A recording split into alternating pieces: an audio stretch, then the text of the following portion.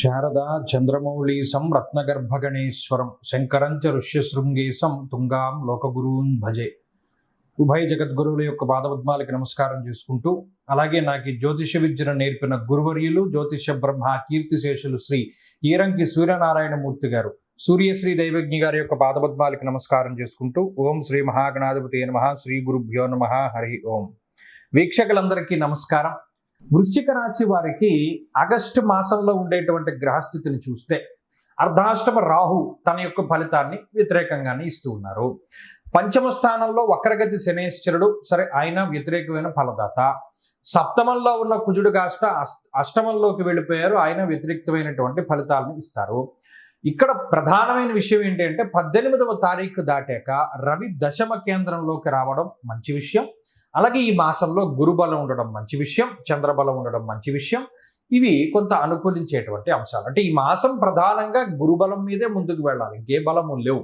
అటు 9లో రవి ఉన్నప్పుడు విచారే నవమే రవవు ఉన్నారు, అంటే ఏదో ఒక రకమైనటువంటి విచారానికే కారణమవుతారు. అయితే ఇక్కడ 9లో గురుగ్రహం ఉన్నప్పుడు కొంచెం అటు భాగ్యానికి సంబంధించినటువంటి విషయాలకి ఆయన కారణమవుతూ ఉంటారు.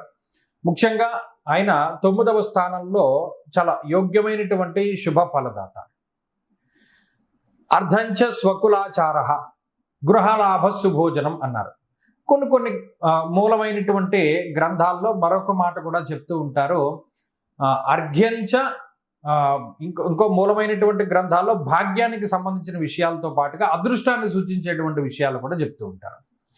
సరే, ఏదైనా అదృష్టమైనా భాగ్యమైనా ఏదైనా కొంచెం ఈ అష్టమ స్థానంలోంచి నవమంలోకి వచ్చినప్పుడు అష్టమంలో చేసినటువంటి ఏదైనా మనం మంచి ఉపాసన కానీ లేదా దైవ దర్శనాలు కానీ తీర్థయాత్రలు కానీ ఇటువంటివి ఏమైనా ఉంటే ఆ ఫలితాలన్నీ 9లోకి వచ్చాక ఇస్తూ ఉంటారు గురుగ్రహం.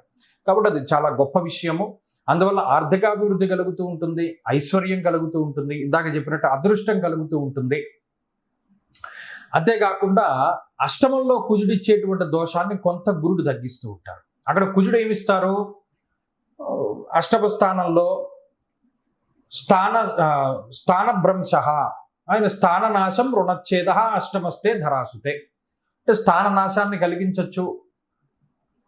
రుణచ్ఛేద, వచ్చిన డబ్బు వచ్చినట్టు ఖర్చు చేయించేస్తాడు. పలానా వాడి దగ్గర నువ్వు అప్పు తెచ్చావు కాబట్టి వాడికి డబ్బులు కట్టాయి, లేదా పలానా వాడి దగ్గర ఇంత చేబోదులు తీసుకున్నావు కాబట్టి వాడికి ఇచ్చే, ఇలా వచ్చిన డబ్బు వచ్చినట్టు ఖర్చు పెట్టేస్తారు. కానీ ఇక్కడ రూపాయి మిగలడానికి గురుడే ఉపయోగపడతారు. కాబట్టి ఈ మాసం అంతా కూడా గురుబలం మీదే వెళుతుంది.